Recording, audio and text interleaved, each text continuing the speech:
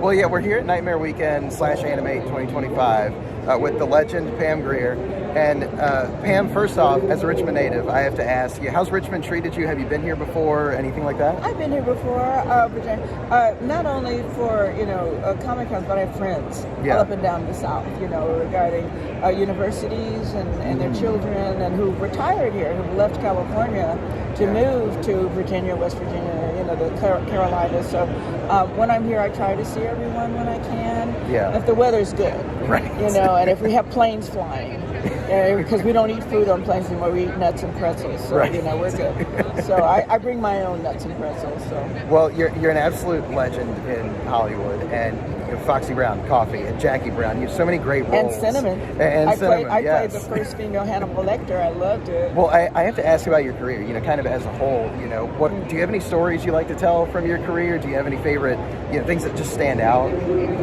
It's a very overarching question for such a long time. But is there anything that you like telling? This is like a Webster, of filmography, cinematography. Well, the thing is, I tell people regarding, I played a trans character in John Carpenter, Escape from LA. Right.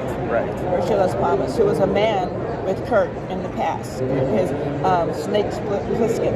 Right. And John calls me up, and I said, "This ain't John Carpenter, you lie." He said, What? The sign language? And they tapped 3 times. And so he said, "No, I want Pam, I want you to play a man." And I said, "With these, you want me to play a man? Really? Okay, this is going to be interesting." So he said, "No, I think you can do it. You'll be very funny. It'll be great. It's a trans character, and we don't talk about it yet. We'll get to it because we're such a scared society." So I said, "When do you need this?" Yeah. I'm really busy working. I take care of a lot of relatives, and various places, and so I said, "Okay." He said, "Well, we got an appointment. I want you to come in and show me what you got." And I'm like, "Oh, okay, I can't. You want to work with John Carpenter. Oh yeah. I want to play in the band and sing with him, shoot." So I said, "Okay, I don't want to look like village people. What do I do here?" So I stuffed a sock and I put it in my crotch, and the sock flattened out.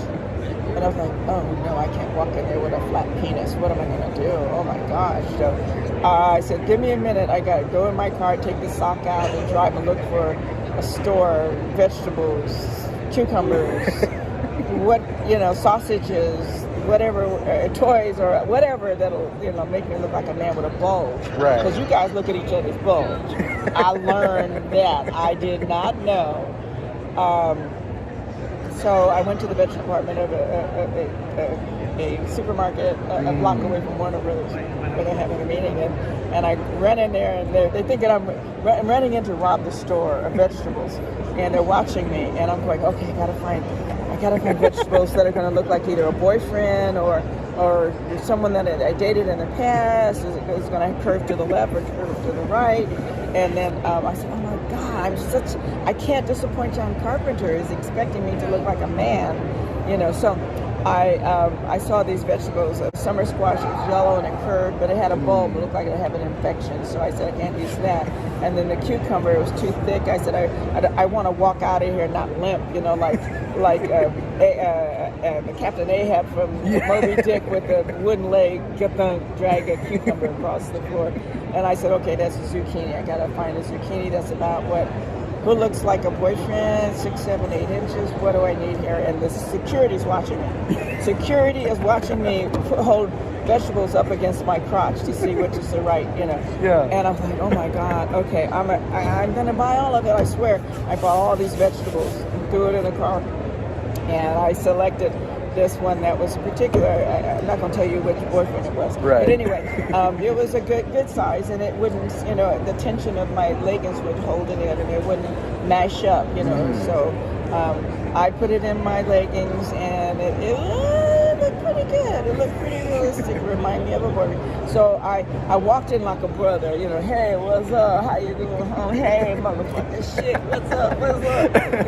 I just did the whole brother man with the zucchini in my pants, and I walked up to the receptionist, and I said, "Hey, I'm Pam Grier, and I'm here to see John Carpenter." And 2 crew members were walking out saying, "That guy really looks like Pam Grier." That's how I got the role. And it was Oscar money.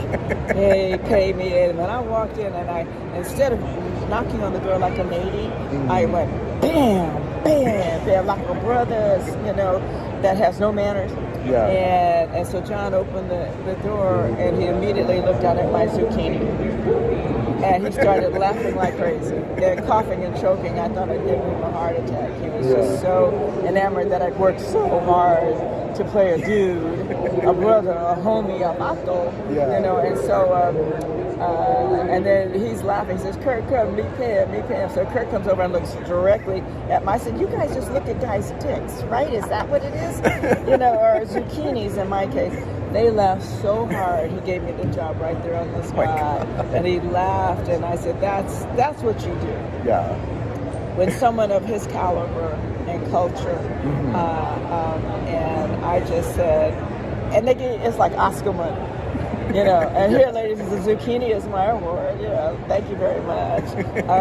But that's I would think one of the best politically and cultural story, because they weren't, anything like that was hidden, obscure, oppressed. Right. And so to play a trans character with no history except for what he says, hey, we were back in the day, you did this for this, I need your help. What are you going to give me? For they lowered my voice and they multiplied it, and it's just wonderful to work with him at that level. And to see, fast forward 30 years later, trans characters, in roles, and it's really interesting because in Cinnamon, I play a Hannibal Lecter female in a wheelchair, just a different disabled character. It was a joy. Oh my God, I scared people when I would prepare. I'd be walking across the parking lot. I'd be crawling up the stairs to the makeup trailer. Oh man, can we help you? So things like that in preparation as the actor, when you walk in another person's shoes. Yeah, absolutely. Your empathy is your performance, is your warm-up, is your confidence, is your validation to humanity. And not everybody wants to do it. Right. Not everybody can, because it triggers so many things in our own actors' personal lives. So to me, to tell you, the audience, of what we go through, and I'm here to thank the audience for supporting the film industry, which has been diminished by $5 billion. Right. The recovery is going to be extremely unique. From streaming, we can stream on everything, but people really enjoy being home with the family on a 70-inch screen, and home safe. And you can have the privacy of the different variables of art and politics, that we like to see at home that we can't see at theaters. So half the theaters are condos now anyway, which is sad because I love the theater. So when you have Quentin Tarantino, who opens a Beverly Theater, and then the Vista Theater on Los Angeles with Pam's Coffy. Where they sell cups, tote bags, they sell everything. And here I am on the window, and everyone's going, is she here this week? We want the brisket. We want the brisket scramble. Let me know when she's coming so we can order that. And they said, so, I have a big pot that I come in. I want to cook. And I told him, Quentin, I'll help you with your work. I know he wanted to do, you'll probably read about it, he regrets not doing a film with me and Robert De Niro after Jackie Brown. Right. And I said, but you know what? I'll babysit your children so you can come back and work again. And you'll never get your children back, because once they come out to my ranch with the horses, you and Daniel, you will never see your children again. They're mine. And so those are the family and collaborations and friendships. And when I did 4 years of theater, it wasn't about me being a celebrity. Am I an actor or am I a celebrity? Right. And when you're an actor, you're going to have to safely, psychologically, revisit some things that have happened to you. Right. That you feel like you can't perform. And that happens to a lot of people. Yeah. And it's very interesting. A lot of women don't want to play men. Glenn Close is like maybe one. But not many. Right. There's something about crossing gender issues and performance issues. And sometimes it's very private. And I respect that as a producer, writer, director, actor, all of that, stage, screen, TV, telephones. And so to have my legacy to be this lengthy is a real honor. And the people I've, got to work with all in one package, which is Jackie Brown. Yes. We had everybody in it but the kitchen sink. I did want to ask about Jackie Brown because I love that movie. I love all of Tarantino stuff. What was working with him and that just such a stacked You saw it cast. on screen. I don't have to tell you. I don't have to tell you. It's all there. Robert Forster, De Niro. He had done his homework by watching my films, all of them, for years. So basically, he was prepared for me. Right. I'm a master class, and I teach them all over the world. I'm invited all over the world, and this is very special. I didn't grow up with the Comic-Con or anything like this. In Europe, they have a few, but they worship Western cowboys in Europe. They come here for rodeos. Right. They come here for, to see cowboys. The East Western Ranch is next to me in New Mexico, and they did The Harder They Fall, Cowboys and Aliens. They've done a lot of Westerns there. So what we do, because we are so vast in our culture, we have a lot to offer. The cinema society, which is global. Right. And it inspires them. And the fact that Clint did spaghetti westerns, I mean Italian pasta western, I'm confused. But to meet all of them, all the people who love what we do and try to make sense of it. And we have budgets, and now it's different. But we're not threatened by culture and gender issues. We're really, I think, built a confidence and courage in mankind. Absolutely. We're not as afraid. And if it wasn't for us, we would still be up against a lot of oppression and craziness and restrictions and walls and things. And so what you do as artistry, it inspires children in art and film and cinema from 100 years ago.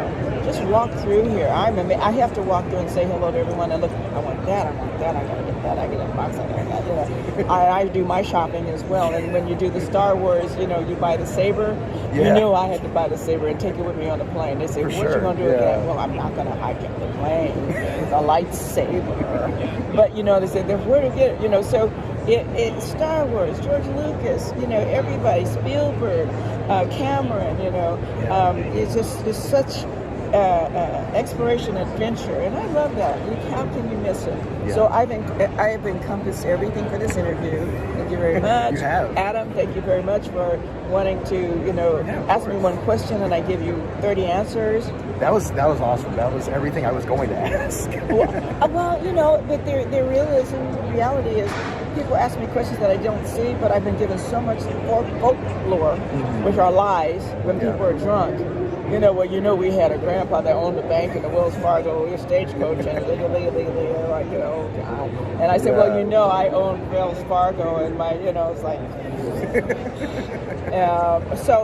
But anyway, thank you for allowing me to give you a little bits and pieces and anecdotes of some of the things that have brought me and joy. And John Carpenter, listen to him where he's come from. Yeah. If you listen, I've worked for so many people, and it's just absolute joy that we share. And listen, women weren't allowed to this. Women couldn't pick up a gun, and then my movies play in Muslim countries where you're not supposed to see a woman's cleavage or a gun. Right. And they move my movies to a different place every day, so the audience is not stoned to death and killed by watching, my cleavage. So that says a lot. That says a lot of who we are and where we are and what we go through. And people risk their lives to see our films, and I'm planning on doing some crazy things right now as we speak. So hopefully we'll be around, and new cast members and youngins who are joining, the field, the forces, if you will. Yeah. And look back on their careers when they start coming in and saying, I did this, and Pam said we can do stunts, and and we can talk about our experiences, because I did movies in Europe, and a lot of actresses who are American aren't invited. and they're not making films in Europe. So I've been really fortunate to come at a good time. Well, Pam, thank you so much for taking the time. I really appreciate it. It's great talking to you. Well, thank you. Well, and I love the state because it's very progressive and intelligent. Yeah. And I feel that, and I think that's a plus for us, that to not squander our history and our resources, and to have this at this magnitude, and it's very well organized. And the fact that this is not the first one. You have to start and build and build and build. And so everyone who is here, you know, came here with a long-range dream and low battery. All good. I thought it was a storage. I thought it was a storage. But they came here. This just didn't start yesterday. Yeah. It's taken time to be so organized and build your audience, and the people that come here every year. With, you know, like, I didn't get to see you last year, but I'm here now. I flew in, I drove in, and you have to thank the audience at some point. So I thank the audience for supporting the film industry and our artistry, and it's inspiration for generations to come.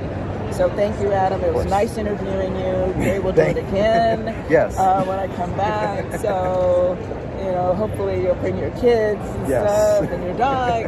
So, yeah, he's blushing. He's blushing. He's